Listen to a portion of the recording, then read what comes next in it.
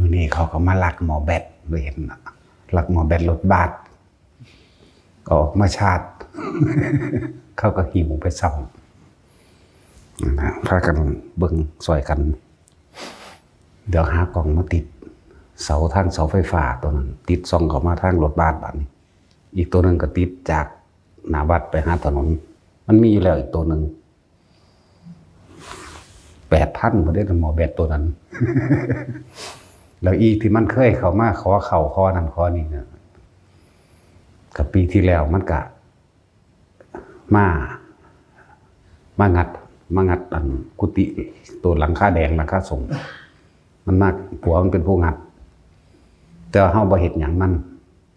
แต่มันก็คอยมาหาขอเข่าคอหยังขอซูแนวแหละมันที่จริงมันเอาไปขายแลนยาบ้าเด้อ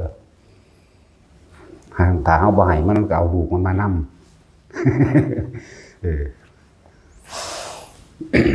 ตั้งแต่มันก็ไปขายยาบ้าแหละ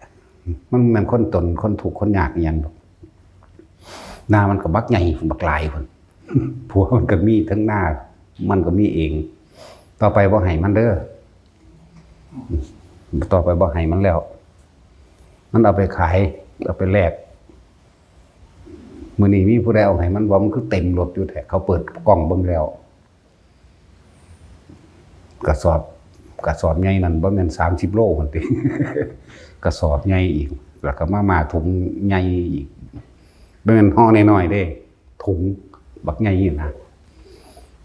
ต่อไปบ่ให้มันมาแล้วล่ะผู้ใดอยู่ดีก็บอกมันเอาว่าให้ออกไปเลยหมอแบตกะนั่นแหละยังตะเบิงกล่องตัวอันพูนตัวทางนั้นบ้านปุปิกตัวออกไปทางเขาอยู่ไปพุ่นน่ะยังกล่องตัวนั้นหมอแบตรถบัสเขาออกมาชาร์จ เขามาชาร์จเขาตั้งข้างนอกไว้พี่มันรุ่นพี่คนเด้มันเป็นน้อยๆเด้นั่นนะ หาม2คนเด้ผู้ยิ่งเอาบ่ได้ก็แล้วกันรุ่นนี้ต้องผู้ใส่แห้งๆแน่ได้จังสิได้มาเป็นรถบัสหมอใหญ่ๆยาวๆดอกจังว่าระวังเอาของป้องกันกับผู้หนึ่งตั้งใจหลักเนาะมันก็คนละอย่างกันเที่ยวนั้นก็งัดกุฏิที่พญาคลอดเรามานอนเที่ยวนั้นมันก็หูอยู่ได้แต่ว่าหังบ่เฮ็ดหยังนั่นแหละมันเลยเกิดกลายเป็นเมตตาโจร เมตตาโจรเมตตาโง่ๆอันนี้อะไรต้องว่าสมมตินี่มันวิชาพุทธศาสนามันบ่มีในอันโรงเรียนแล้วบ่มีในกระบวนการศึกษาแล้วมันก็เลยบ่รู้จักบุญรู้จักบาปบ่รู้จักเสียสละดอกบ่รู้จักมีแต่ความเห็นแก่ตัวโรงเรียนสมมุติสอนให้แข่งขันอย่างเดียวสอนให้แข่งแย่งแข่งขันสอนให้เอาชนะเอาที่หนึ่งปัดกีฬาเป็นยาวิเศษเนี่ยนะทำคนให้เป็นคนนั่นหรือว่ากีฬาสามัคคีอย่างสี่บ่แม่นถ้าแพ้มากนี่ลูกทีมถูกตบถูกด่าถูกตีมีเบิดเด้บ่แม่นแล้วล่ะเพราะว่าเพิ่นกีฬาเพิ่มความสัมพันธ์จังซี่บ่แม่นเป็นศัตรูกันเพราะถอดวิชาพุทธศาสนาวิชาศีลธรรมหน้าที่พลเมืองตลอดทั้งประวัติศาสตร์ชาติไทยถอดออกเบิดเลยมันบ่แม่นธรรมดาที่ผลเสียมันเสียต่ออนาคตของเด็กน้อยเยาวชนเกิดมาทีหลังเลยบ่รู้จักบุญคุณคือหยังมีแต่แข่งแข่งขันกูได้เป็นพ่อการเคารพอ่อนน้อมถ่อมตนกับคนเฒ่าคนแก่นี่บ่มีตีเอาเลยเห็นบ่ยังก็ดีตีเอายังเอาขาเอาเลยสุดท้ายมันก็ขาพ่อขาแม่เจ้าของพุ่นน่ะตัดหัวย่ำมุนควักหัวใจมีเบิดเด้ขาพ่อขาแม่ตายายปู่ย่าขาพี่น้องคนเลี้ยงขาลุงป้าอาเอาเจ้าของเด้มันธรรมดาเด้นั่นแหละเมื่อบ่มีวิชาศีลธรรมบ่มีพุทธศาสนาบ่มีหยังนี่ มันถึกล้างมาแตะโดนเราได้นี่เห็นบ่ล่ะคู่ก็เป็นคู่สมัยนี้ก็คู่บ่มีศีลธรรมอยู่แล้วนักเรียนก็บ่มีคู่ก็บ่มีจักสิเอาหยังแล้วเฮาต้องสั่งสอนทางความเชื่อพี่แม่ปลูกฝังมาตั้งแต่เป็นเด็กเล็กเด็กน้อยตั้งแต่กี้เฮามันเวลาพระเนรย่างกายเฮาสินั่งลงพนมมือไว้เขาเจ้ากายไปซะก่อนเฮาจึงลุกเนาะซุมื้อนี้โอ้ยมันบีบแกอะไรเฮาตีๆใกล้ตัวมันบ่ตีนถีบโลดถีบมากกูก็สวนได้ซุมื้อนี้กูก็เลย สวนแมงโลดแหละปกป้องตนเองโลดบ่มีหยังที่มีความหวังน่าเชื่อถือไว้ใจบ่มีวงการตำรวจก็เน่าเละเพราะวงการตำรวจทหารก็ขี้โกงตำรวจก็ขี้โกงทนายความก็ขี้โกงโกงปึ๊ดนั่นแหละวิชาศีลธรรมมันถูกถอดออกเห็นบ่ถูกถอดพุทธศาสนาถูกถอดประวัติศาสตร์ชาติไทยถูกถอดคนเลยบ่รู้จักประเทศใดก็สร้างบ่เรียนประวัติศาสตร์ของตนประเทศนั้นบุคคลเป็นคนที่อกตัญญูไม่รู้จักบุญคุณบ่รู้จักมันที่สวนทางกันกับพุทธเจ้าเฮาสอนเด้พระเจ้าเฮาสอนเนี่ยปุเพจกตะบุญญาตาเพิ่งระลึกนึกถึงบุญคุณของบุคคลที่ทำคุณเอาไว้ในการก่อนเฮานี่ต่อยอดจากพวกเขาเจ้าเด้อย่าว่าเจ้าของฉลาดเนาะอันนี้ต่อยอดเด้คนโบราณนี่เอิ้นว่าบุญคุณก็ว่าเขาเจ้าเฮ็ดมาได้ซ้ำนี่บัดนี้เฮาก็ต่อยอดเอาเองแตกแขนงออกไปอีกได้การพัฒนาเริ่มต้นจุดพัฒนามาจากเขาเจ้าแม่นบ่เขาเจ้าเฮ็ดแบบนี้บ้าเฮ็ดแบบนี้ดีกว่าเนานี่ต่อยอดแขกแหนงแต่คนซุมื้อนี่บ่มีนี่แต่ว่าค่ำครึล้าสมัยแท้จริงก็คือต่อยอดจากของเก่าเขาเจ้าเฮ็ดไว้แม่นบ่ล่ะจังซั่นล่ะนั่นแหละประวัติศาสตร์ชาติต่างๆก็ถูกลบเลือนบ่ให้สอนเจ้าฟ้ามหากษัตริย์ความเป็นมาของเจ้าฟ้ามหากษัตริย์พ่อแม่ปู่ย่าตายายของเขาเจ้าเป็นผู้กู้แผ่นดินไว้นั่นบ่ล่ะเฮ็ดให้เจ้าของอยู่ดีสบายมีกำลังเกิดกล้าแล้วเน่ละคุณอยากทำลายเจ้าฟ้ามหากษัตริย์ผู้เคยพาสร้างประเทศสร้างแผ่นดินมาเนาะคนซุมื้อนี้รู้จักบ่พระเจ้าตากสิน รู้จักบ่พระนเรศวรมีความเป็นมาแนวใดพระเจ้าตากมีความเป็นมาแนวใดแล้วพระเจ้าแผ่นดินซุมื้อนี่สิอยู่กันมานี่องค์7 8 9 10เฮานี่เอากันลูกหลานพระเจ้าตากพระนเรศวรไปพุ่นเด้ล่ะสร้างกันมาต่อยอดกันมาจากปูนบ่แม่นซื่อๆสิมาตั้งเอาเห็นว่านักการเมืองไร้สมองไร้ศีลธรรมเด้อไร้สมองบ่มีศีลธรรมด้อยค่าพระมหากษัตริย์นะถ้าเกิดเมื่อวานนี่มันก็เลยเนาะมันสิจะโคตรพ่อโคตรแม่อย่างพ่อก็แม่ก็บ่ได้สอนก็ว่าล่ะ ไปหาด้อยค่าเจ้าฟ้ามหากษัตริย์ผลงานแต่ของบ่มีหยังมีแต่ปากเบาเนาะมันเคยจกเงินซื้อน้ำให้คนกินจะขวดบูเงินมันมีแต่เงินเฮาแหละเนาะเงินภาษีเฮาเบิดนั่นแหละไผก็ดีและจึงบอกว่าวงการใดเฮาก็บ่อาจสามารถที่สิพึ่งพาอาศัยได้แล้วคำสอนพุทธเจ้าเป็นอมตะอมตังสัจจังเวอมตะวาจาความจริงเป็นสิ่งบ่ตายตนแลเป็นที่พึ่งของตนนี่นั่นแปลว่าพวกเฮานั่นน่ะพึ่งตนเองปกป้องตนเองรักษาตนเองเด้อันใดที่บ่แม่น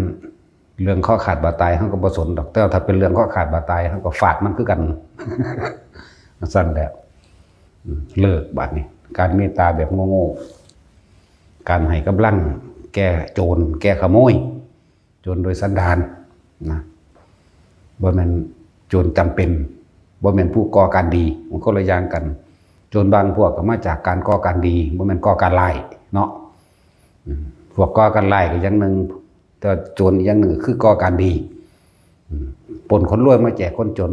แต่ว่าโจรซุมื้อนี่ปล้นคนจนไปแจกคนรวยเรียกว่าล่ะบ่เห็นบ่รับสวยรับนั่นรับนี่กันอยู่เรื่อยแต่แม่นเบิดนั่นแหละเว้าได้1,000%เลยที่บ่เคยทำผิดบ่มีจักคนเอาเถอะนาแม่นแมงเบิดนั่นแหละเนาะสาบานกันเดี๋ยวนี้ให้เฮาตายนี่ก็เอานี่เอาเบิดโลกนี่แหละ เอาเบิดเลยตำรวจเว้าเว้นเว้าคือเขาเด้บ่แม่นเว้าไปตามกระแสเด้ตั้งแต่เฮาเห็นพวกนี้มามีแต่ครูข่มเหงมีแต่ข่มเหงเอารถกูออกมาใหม่ๆครบเบิดทุกอันทุกอย่างใบขับขี่กูก็ออกประมาณได้ 3-4 เดือนนี่เอาไปมาว่าหยังว่าเฮาบ่ปัดฝุ่นอันอีหยังมองทัศนียภาพในการมองเห็นต่อไปให้ปรับอยู่บน400แล้วกันแต่เจอยู่นี่200ธรรมดาบ่เมื่อเว้าล่ามไปแมงเบิดเด้ตำรวจดีมีบ่ล้านเปอร์เซ็นต์บวกคูณเอาก็ได้เนาะบ่มีตั้งแต่เฮาเห็นมานี่แหมนั่นบ่ซั่นก็ไปพ่อบักได้ก็คือกันเนาะตัดสินพวกคนขับรถมันรู้จักตัวเด้ล้านคูณล้านนะบ่ต้องบวกเอาคูณเอาเลยถึงแต่พ่อมา10 ไร่20 ไร่นี่แต่แนวเดียวแล้วรถใหม่ๆอยู่ก็หาว่าเปิดไฟนั่นเปิดไฟนี่ให้เบิ่งเบิดสุอันสุแนวเอาไปมามีฮอดค่าธรรมเนียมบัดนี้ธรรมเนียมหยังธรรมเนียมได้เรียกเขาก็มีแหมมันบ่งจากแนวสิว่าเอาแหมโอ้ยแต่บ่ให้มันก็สิบ่เอาใบขับขี่ขึ้นให้สู่เต็มที่เอาไปมากค่าเอ็ม120 บาทก็มีได้แล้วนี่เนาะนั่นธรรมดาเด้โอ้ยลูกเขาอีห่านี่จักสิแมงอีใดเด้เลยบอกว่าถ้าเฮาเห็นมานี่บ่มีจักคนมันมีแต่ครูข่มเหงทั้งนั้นแหละสั่งที่สุดคือตำรวจเขาหังมากทุกมื้อก็ยังมาคูเอาอยู่นี่นั่นแหละบ่ได้ไว้ใจได้ผู้ใดเลี้ยงนกจอกเว้าได้คุณนั่นได้นั่นแหละเขาจังสิดีเนาะแม่นบ่เลี้ยงนกจอกนี่แม่นกกระจอกนี่แม่นั่นแหละเขาจังสิดีจังสิมีเคยเห็นบ่เลี้ยงนกจอกมันก็เลี้ยงอยู่บ่นกแก้วนกขุนทองเขาก็ยังเลี้ยงเว้าได้เนาะผู้ใดเลี้ยงนกจอกเว้าได้ให้คุณเคยได้จังสิแม่นเนาะเอาเขาเว้าตามประสบการณ์เฮาเห็นเลยมีดอกนั้นทหารคู่เขาเบิดนั่นแหละพญากรมันนี่ก็เป็นตำรวจเก่ามาก็แม่นเบิดนั่นแหละข่มเหงเขาเบิดนั่นแหละแม่นจังสิบ่แม่นบัดสุดท้ายกำนำเอาคืนเบิดนั่นแหละมันสิไปใส่วะมึงไผใหญ่กว่ากำกับหน้าตอนพอเป็นว่าเป็นหยังลูกที่เป็นเฮ็ดจิบหายต่อมาหลานก็สิเฮ็ดจิบหายธรรมดาบ่มันเอาคืนเบิดโกงมาเลี้ยงกันเรียกว่ากรรมด้วยการสมรู้ร่วมคิดมันกันเบิดนั่นแหละมีบ่พ้นดอกหน้าเรื่องจังซี่เบิดทุกคนนั่นแหละแต่ว่าเฮาโลกนี้มันบ่เป็นตาอยู่แล้วล่ะมันบ่เป็นตาอยู่จักอันจักอย่างมันก็เป็นมาในตลอดกาลไหนๆอยู่ดอกแนวมื้อนี้นะคือพวกเฮาไปแสวงหาประกอบอาชีพแสวงหาความสุขความร่ำรวยอยู่ธรรมดาศักดิ์แม้กระทั่งการได้ออกตัวเองไปหากินอยู่ต่างประเทศเมืองนอกพ่อหรือยังได้หรือยังถามว่าเมื่อยบ่กับการหาได้หรือยังพ่อหรือยังถ้าผู้ใดคิดได้แล้วกลับบ้านถ้าผู้ใดคิดท่านใดก็หาไปในหันแหละหาไปในความหวังของเจ้าของที่เจ้าของตั้งไว้หวังว่าอยากได้หยังอยากได้รถอยากได้บ้านอยากได้กิจการนั่นนี่หาไปแต่สำหรับคนที่ชีวิตผ่านนี่ยังมามากแล้วก็สิเข้าใจดอกคนเฮานี่หากินแค่เพียงแค่รอวันตายหากินซ้ำตายบ่มีหยังแต่คนชีวิตผ่านยังมากแล้วก็สิรู้ล่ะอันใดควรทิ่มก็ทิ่มซะสิ่งที่พระพุทธเจ้าแสดงเอาไว้เนี่ยเป็นความจริงล้วนๆเบิดนั่นแหละสิ่งที่สำคัญที่สุดก็คืออาหารหากินซ้ำตายนั่นเด้ล่ะเนาะ ยารักษาโรคเวลามันเจ็บมันปวดมันป่วยก็กินเพราะได้แก้ปวดเครื่องนุ่งห่มกันร้อนและหนาวที่อยู่อาศัยคนนั้นอีสานบ้านเฮาหรือคนว่าคนไทยแถบทุกคนแล้วก็มีที่ทำมาหากินพอได้หาอยู่หากินไปซ้ำตายอยู่ดอกกลับมาทบทวนตัวเองอยู่บ้านนะปีของพุทธะกว้างใหญ่โอบอุ้มได้เสมอทุกคนแลนเขาพึ่งพระอาศัยพุทธศาสนากระจังสิหาความจริงของชีวิตตัวเองเห็นเองสิ่งที่เฮาไปหามาอยู่เมืองนอกมันก็ช่างพ่อแล้วว่าเงินมีเป็นล้านก็พ่อแล้วว่าเป็นแสนเป็นล้านได้ก็ยังความสุขพ่อเมื่อไหร่สิพ่อย่ำใดสิเห็นย่ำใดนั่นบ่สั่นบางคนก็ตายอยู่เมืองนอกตายโดยสงครามตายโดยน้ำตัวใดตายโดยอุบัติเหตุรถยนต์มั่งนั่นบ่ล่ะหลายแบบหลายอย่างคิดเบิ่งเอาแต่ละคนนั่นนะรุ่นก่อนๆพวกเฮาปู่ของปู่เฮาไปใส่ปู่เฮาเดี๋ยวนี้ก็ไปใส่คือกันนั่นแหละผู้ยังอยู่ก็อาจสิเห็นอยู่ตายบ่ล่ะเด้เนาะมีรวยเป็นล้านแสนล้านหรือล้านก็ว่าไปสุดท้ายก็กินแค่อิ่มนั่นแหละกินเพียงแค่อิ่มคือกันแหละกับคนจนให้มันกินโลดเอาท่องนั่นเอาเพชรนั่นเฮ็ดเป็นแก้วกินน้ำมันก็กินแค่อิ่มเฮาดูกินน้ำสะน้ำร้อยควายน้ำสางเฮาก็อิ่มคือกันเนาะบ่ต่างกันตรงไหนดอกบาดป่วยกับป่วยคือกันพัดพากจากสิ่งที่รักคนที่เฮาหักตายเขาก็ให้คือกันบ่แม่นเขาบ่ให้เด้ล่ะเขารวยๆกันเลยเฮาจนเฮาก็ให้คือกันนั่นแหละกับบุคคลที่รักเว้ย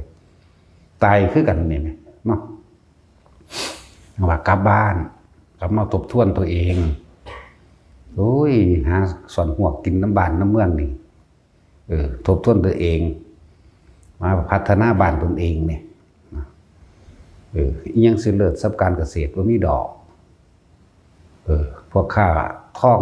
ค่าเพชรแม่นสิบ่เหยียบดินจักเสือก็กินเข่านั่นแหละจะไปกินยังวะวันนี้ผู้ใดกินก่อนเพชรเข้าไปดอกวันนี้ผู้ใดกินก่อนท่องเข้าไปเนาะกินเข่าแล้ว แต่เขาทบทวนตัวเองทบทวนเบิ่งนั่นแหละจังว่ากลับบ้านพัฒนาบ้านตัวเองแต่เขาสิกลับขึ้นมาบ้านที่แท้จริงก็ลมหายใจเขาเองเขาก็สิเห็น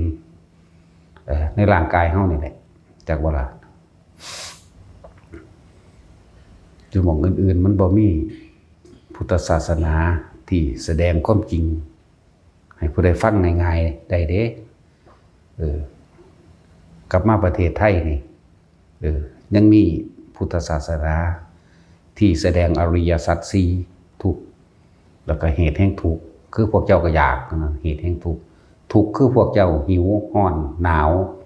เป็นสภาวะที่ทนได้ยากปวดหัวปวดแขวเจ็บท้องเป็นโรคต่างๆสารพัดนั่นแหละคือทุกข์เป็นสภาวะที่ทนได้ยากแห่งกายเพราะว่ากายบ่เป็นของเฮาบังคับบ่ได้สาเหตุแห่งทุกข์ก็คือความอยากที่พวกเจ้าแลนหาอยู่นั่นเองพวกเจ้าอยากได้หยังอยากได้ทรัพย์สมบัติมากๆอยากได้รถคันโก้คันหรูอยากให้ลูกได้เรียนเมืองนอกอยากให้สารพัดที่อยากได้นั่นแหละสาเหตุแห่งความทุกข์อยู่ทางอื่นบ่มีผู้ใดสอนวิธีดับทุกข์ให้พวกเจ้าเด้ที่บ่เป็นพุทธศาสนามีแต่สอนวิธีเพิ่มทุกข์โดยการขอร้องอ่อนวอนให้ได้สมใจปรารถนาให้ร่ำให้รวยให้ปกป้องอุบัติเหตุให้ปกป้องโลกให้ปกป้องในทรัพย์สินสมบัติของบุญรักษาเทวดาของรักสมรักษาอันนั้นอันนี้เด้อเห็นบ่ล่ะให้ปกป้องตนเองปกป้องตัวเองบ่ให้ตายนั่นแหละเพิ่มทุกข์ก็เขาอีกให้หาเงินให้ได้หลายๆตามที่ตัวเองตั้งไว้แต่ละมือเนี่ยตัวเองก็หาเพราะตัวเองแถมซ้ำบอกให้เทพเจ้าทั้งหลายหาซอยอีก นั่นแหละสาเหตุทุกข์ก็ดีนะอยู่ต่างประเทศหังยากมันบ่มีก็มีพอสำนันแหละพอปะไปเว้ามั่งบ่เว้ามั่งพอส่วนมากมันไหลไปตามโลกไหลไปแต่อยู่ในประเทศไทยยังพอมีอยู่เด้ท่วนกระแสโลกธรรมท่วนกระแสรวยนั่นบ่พระเพิ่นให้สละออกทั้งมีเท่าใดทั้งทุกนะแล้วเบิ่งทนาเอาเถอะหน้าพวกมีหลายๆนั่นน่ะพวกหมื่นล้านแสนล้านนั่นน่ะเนาะโกงมาทุกข์ใจเป็นห่วงยันเขาจับเจ้าของได้เอาเงินสื่อเอาเงินข่มเหงเอาจ้างคนปกปักรักษาตัวเองเนาะทุกข์ก็เฮาอีกเด้เฮาคือสบายแท้นอนอยู่น้ำต้นไม้แล้วภูเขามองใดก็ได้สบายอันนี้ที่สู่ความบ่มีได้วะฝนมีดีเอารถไปจอดไว้น้ำปั๊มน้ำมันเขาไปซื้อของเอารถไปจอดไว้ตามห้องอาหารเอารถไปจอดไว้ตามถนนทางย่านเขามาหลักรถย่านเขามาไงงัดเอาอันนั้นเอานี่อยู่ในรถเบิ่งด้วนนั่นน่ะ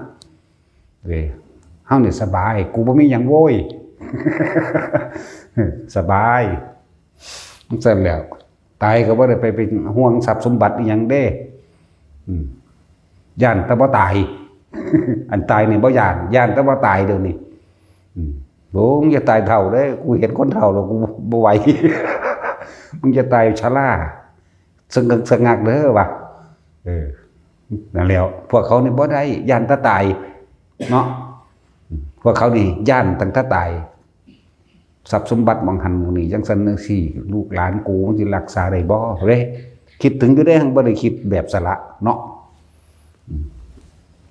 ของเฮานี่บ่มีอีหยังไว้แต่เป็นปุ๋ยเนาะสั่นแหละพวกอยู่ใส่ก็แล้วแต่เถอะนะคุณค่าของคนบ่แม่นความรวยเด้คุณค่าของคนคือได้ช่วยเหลือบุคคลผู้อื่นได้ทำประโยชน์ให้แก่บุคคลผู้อื่นโดยไม่หวังสิ่งใดตอบแทนนี่คุณค่าของคนอยู่นี่จึงจะทำคนให้เป็นมนุษย์จึงจะทำมนุษย์ให้เป็นผู้ประเสริฐจากบ่ล่ะคุณค่าของคนนั่นนะบ่ได้เรียนบ่ได้แม่นว่าจบปริญญาเด้ตีโทเอกหังเรียนสูงหังโกงหลายเนาะบ่มีคุณธรรมศีลธรรมหยังจักเม็ดพอยายนายแม่ใหญ่คำใดแล้วบ่ได้ไปโกงไผเด้นั่นน่ะแล้วบ่ได้เรียนหนังสือเนาะถ้าพวกเรียนสูงนั่นแหละพวกขี้โกงบ่เรียนสูงได้เป็นรัฐมนตรีหมาหยังแมงก็ซานดอกแล้วหังโกงหลายนะครับได้ยศถาบรรดาศักดิ์มีอำนาจมีตำแหน่งหังโกงหลายลุงสางแล้วไปโกงไผดอกแต่ถามว่าลุงสางใส่เบ็ดหลายบ่มื้อนี้กำนึงมีซั่นกำนึงโดด หาใส่เบ็ดไก่ก้างใส่ปูใส่ปลากินไปน้ำหน้าได้มาหลายก็แบ่งปันพี่น้องเด้นั่นแม้คุณธรรมเขาก็เลยได้มาเอาไปให้ผู้นั้นแน่เอาไปให้ผู้นี้แน่เด้ก็ได้แต่ว่าแต่ถามว่าเบ็ดเจ้ายังจากหลังยังกำนึงคือเก่าเพราะว่าใส่ก็ใส่กำนึงเหลือก็เหลือกำนึง สิธรรมดาบ่ลุงสางบ่เป็นหลักของไผหาอยู่หากินไปตะน้ำไห้น้ำหน้าเจ้าของเองพอยังนายยายคำใดนี่ก็เหมือนกันอยู่นี่แหละเฮ็ดงุ่มๆงามๆไปตั้งตึกดา เขาบ่ได้เรียนสูงแต่ว่าเขาปลูกเขากินเองได้ปลูกเขากินเองปลูกผักกินเองหาปลากินเองมีหมากแบ่งปันมีน้ำใจเขาได้หลายมีคนทุกคนอยากมาขอให้กินนี่ตั้งหากคุณธรรมบ่แม่นชี้รถสวัสดิ์เสวียงจากว่าล่ะบ่แม่นไปดูถูกคนใบปริญญามันขาดตัวของเบิดแต่ส่วนมากนะใบปริญญาขาดตัวตายแต่ยศถาบรรดาศักดิ์ข่มเหงคนตัวบัดนี้สั่นแหละแรกๆมันอาจจะดีบุญเก่าสู่รักษาไว้อยู่ดอกนา แต่ว่าเมื่อไหร่ก็ช่างเถอะถึงภาวะคนเป็นหมดบุญเมื่อไหร่เมื่อนั้นแหละจะได้รับผลของกรรมจากว่าได้รับผลของการกระทำของตัวเองอันเป็นอกุศลกรรมพวกนี้จะพึ่งเว้าเรื่องบาปบุญพระท่านมีบาดเวลาตัวเองตกทุกข์ได้ยากบาดเวรกรรมมันเอาขึ้นพี่จักเวรกรรมยังกูดอกว่าเด้มันไม่ได้คิดพ่อได้ว่ามันเป็นผู้เหตุไร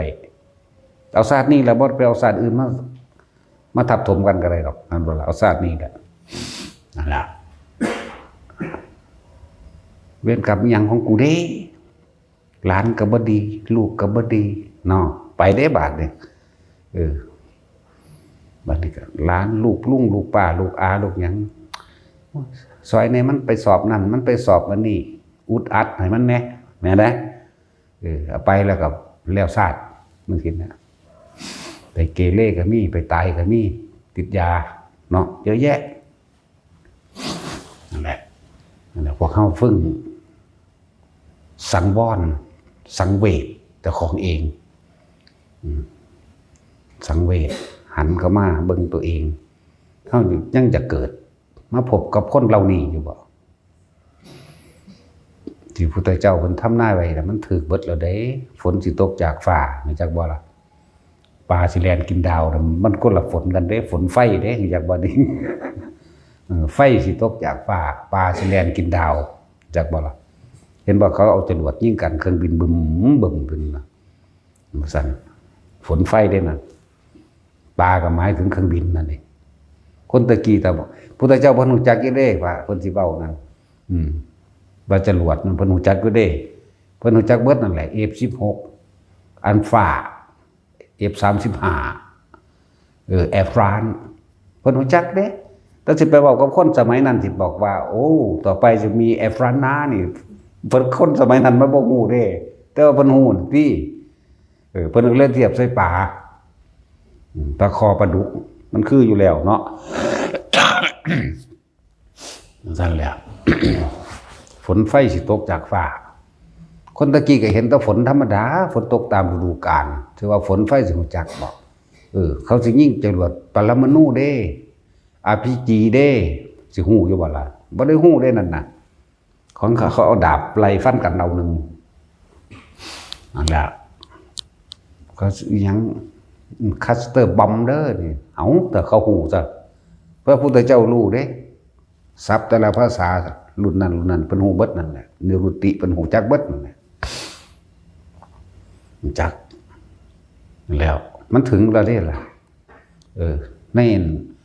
ทำนายฝัน16ของพระเจ้าปเสนมันก็ถึงยุคเข้าแล้วเด้นี่จักว่าก็ยุคนี้แหละจักว่าล่ะมีพระพุทธเจ้าทำนายเอาไว้พระเจ้าปเสนเป็นผู้ฝันนะลืมแล้วล่ะว่าเว้าดอก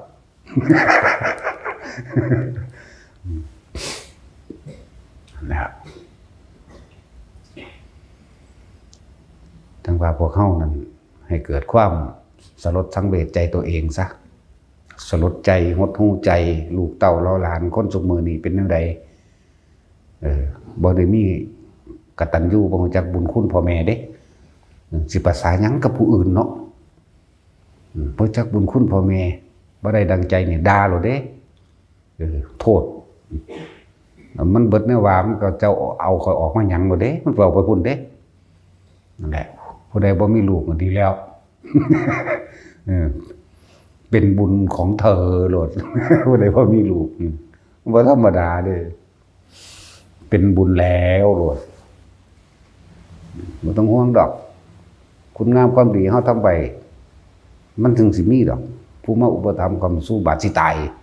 ตอนบาดแข็งแรงมันก็ซอยตัวเองได้อยู่ตอนบาดสิตายเขาหังมีดอกคนแลนมาอุปถัมภ์คำสู้ไว้นั่นแหละนี่ว่าให้สลดสังเวชใจตัวเองไปก็ดีภาษาหากินซ้ำตายนึงเนาะบ่มีหยังฮอดอายุตอนนี้5 ปี6 ปีไปเข้าโรงเรียนอนุบาล1อนุบาล2เตรียมเสียทั้งเงินเนาะฮอด7 ปีไปเข้าโรงเรียนประถมเตรียมไว้แล้วจบประถมแล้วไปเข้ามัธยมไปเตือปริญญาบางคนก็ตายในระหว่างทำการนั่นเป็นพิการสารพัดเนาะซะแล้วบัดจบไปแล้วได้เรียนอันนั้นนี่ไปแล้วดิ้นรนหางาน หางานหาเงินนะสั้นแล้วบาทเอาไปเอามาสำหรับคนที่ได้ตำแหน่งดีๆเงินสูงๆดูถูกกันได้บาดนี้ดูถูกแม้กระทั่งมารดาบิดาญาติสายโลหิตแห่งตนธรรมดาเด้อแต่ว่ายังขึ้นโว้ยโบราณหรือเด้ก็สู้ต่อยอดจากโบราณล่ะคนโบราณล่ะทรงสู่เลี้ยนเห็นว่าสั่นก็คนเฮ็ดไร่เฮ็ดนานั่นแหละคนใส่เบ็ดกบมาปิ้งสู้กินนั่นแหละทรงสู่เลี้ยนเนาะนั่นแหละต่อยอดจากพวกนี้นั่นแหละจังบอกว่าคนมันนี่ละคุณมาจากหยังถนนหนทางเที่ยวถนนที่เฮาเดินทางไปนั่นตัวนี้คือล้วนแต่โบราณเฮ็ดไว้ให้ตัวเนาะนั่นแหละพวกเฮาบ่ต้องไปเงินไผดอกคนอีสานบ้านเฮานี่ปลูกข้าวเฮ็ดนากินเองได้นาปลูกผักปลูกอันมักมีบักม่วงกินเองได้นาปลูกบักฮุ้งกินเป็นนาอย่าไปเงินอย่าไปงอปานนั้นนะเนาะ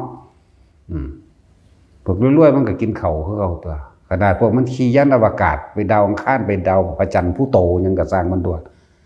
สุดท้ายมันก็กินข้าวนั่นแหละมันบ่ได้กินอัน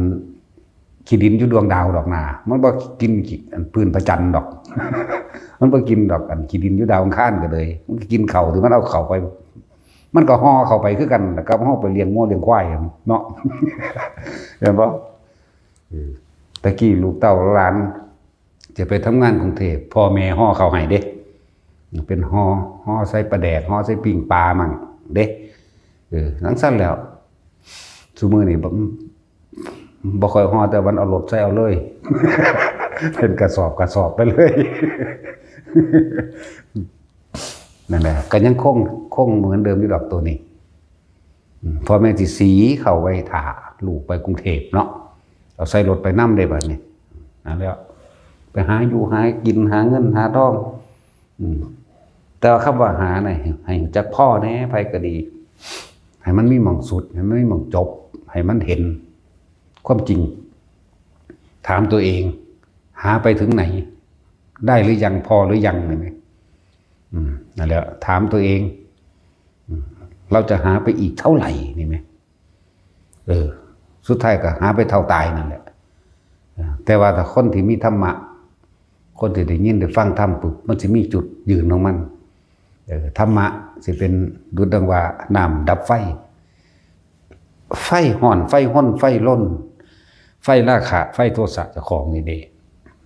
ดับความร้อนรับความกังวลใดเมื่อได้ยินขอธรรมะมันก็จะมีเครื่องคมใจเจ้าของเองนั่นแหละในสุดท้ายมันก็หาวิธีทางออกเกิดว่าพบใดศาสตร์ใดเป็นหยังกระชังก็เกิดมาหากินซ้ำตายเบิดเนาะเป็นสัตว์มันก็หากินเพียงแค่ตายคือกันเป็นคนก็หากินเพียงแค่ตายคือกันสัตว์กับคนอันเดียวกันแหละถ้าจะพูดถึงพุทธเจ้าจึงเพิ่นเว้าร่วมเด้สรรพสัตว์ทั้งหลายแยกว่าล่ะเดี๋ยวจังมาแยกเอาซื่อๆได้เนี่ยอันนี้ชื่อว่ามนุษย์อันนี้ชื่อว่างัวชื่อว่าควายชื่อว่าเป็ดชื่อว่าไก่เด้อันนั้นชื่อว่าเทวตาแน่กับสัตว์อันเดียวกันนี่แหละนั่นแหละบ่ได้ต่างกันเลยเทวดาก็เกิดไปตายนั่นแหละคนก็เกิดมาหากินซ้ำตายแหละจนเทวดากินของเก่าที่เจ้าของเฮ็ดไว้แล้วก็ตายมาเกิดใหม่มาเฮ็ดใหม่อุ้ยเวียนไปเวียนมาอยู่พอสำนีสิมีหีแมงหยังเนาะบ่สูญบ่ถึงคนนี่แหม ไฟราคะความอยากได้อยากดีอยากมีอยากเป็นความยินดีเลยพอใจในรูปในรสในกลิ่นในเสียงตัวนี้แหละเหตุให้เฮาเกิดตัวเฮาเองนี่เด้เป็นผู้อื่นเฮ็ดเด้คำว่าเหตุให้เฮาเกิดคือเฮานี่เด้ความยินดีความพอใจความปรารถนาสุขนี่เด้เดินว่าไฟราคะตัวนี้พาสัตว์ทั้งหลายเวียนว่ายแต่เกิดแต่ว่าไฟในโลกนี่สิเผาเจ้าถิ่นคือเอาแหละ ไฟห่อนๆไฟถาดตอนนี้ไฟถาดและถาดไฟอันนี้เผาถิ่นสุดท้ายบางคนก็บ่ได้เผาถือเขาขาตายขุดหลุมรถแมคโครเคลียร์ลงเอาดินถมกลบไปเลยเห็นว่าล่ะ สิตายด้วยวิธีใดก็คือตายนั่นแหละนั่นแล้วเนื้องมง่ายอีหยังหลายไปก็ดี ให้หันขึ้นมาเบิ่งความคิดเจ้าของว่าตอนนี้เฮาอยากได้หยังเฮาอยากเป็นหยังแล้วก็สิ่งที่เฮาหาอยู่นั่นเฮาคิดว่าเฮาอยากได้หยังอยากเป็นหยังเฮาได้หรือยังเฮาพอหรือยังแล้วเฮาจะพอเมื่อไหร่นี่มันว่าซั่นนะครับผู้ใดเข้าสู่ปีกของพุทธะได้ผู้นั้นก็บินหนีก็ล่ะนี่จักว่าล่ะบินหนีออกจากสังสารวัฏอันนี้นะครับศึกษาเอาพุทธะคือหยังคือรู้ตามความเป็นจริงเป็นผู้รู้เห็นความจริงสัตว์ทั้งหลายเวียนว่ายแต่เกิดเพราะว่าความคิดอยากได้นั่นอยากเป็นนี่เลยก็เกิดการกระทำตั้งกายและวาจานั่นพอความโลภได้บัดนี้ ก็เลยมีการลักปล้นกี้ฆ่าข่มขืนเบิดทุกอันทุกอย่างโกหกปิ่นป้อนหลอกลวงผู้อื่นเสียชีวิตทรัพย์สินได้มาดีใจกับกินเหล้าเมาเฮ็ดให้เจ้าของเสียสติบ้าใบไปเลยบ่ได้อกหักผิดหวังเครียดกินเหล้าไปอยู่อันนี้ล่ะมีหยังเนี่ยเนาะ นั่นแหละพวกเขาศึกษาตัวเองความจริงของชีวิตของตนเองให้มันรู้ความจริงของเจ้าของเองร่างกายอันนี้เป็นของเฮาอยู่บ่แต่เป็นแต่ว่าผู้ใดว่ามันเป็นคนตอนนี้นับบังแขวเจ้าของดูนี่แต่ศีลก็ถอนไปแล้ว12เล่มแล้วมั้ง จาก32ถอนไป12เหลือเท่าใด แขวเจ้าของมันยังอยู่แต่ว่ามันเป็นมันคือบ่อยู่ตลอดผมมันก็ล่วงล้นไปเท่าใดแล้วของเฮามันบ่มีแล้วเด้รวยแล้วรู้จักว่านี่อยู่ล้านเดียวนี่แหละ จังซั่นแล้วหนังเจ้าเหี่ยวหรือยังนี่ความจริงเจ้าของเองบางคนก็พิการนั่นเลยแขนขากุดกุ่นเข้าไปนิ้วมือครบบ่แม่นบ่ซั่นจังซั่นแล้วถ้ามันเป็นนั่นแหละเฒ่าแก่ชราไปเรื่อยละบาดนี้เห็นบ่ซั่นนั่นมันบ่เป็นของเจ้าของนี่ให้มันรู้ไหม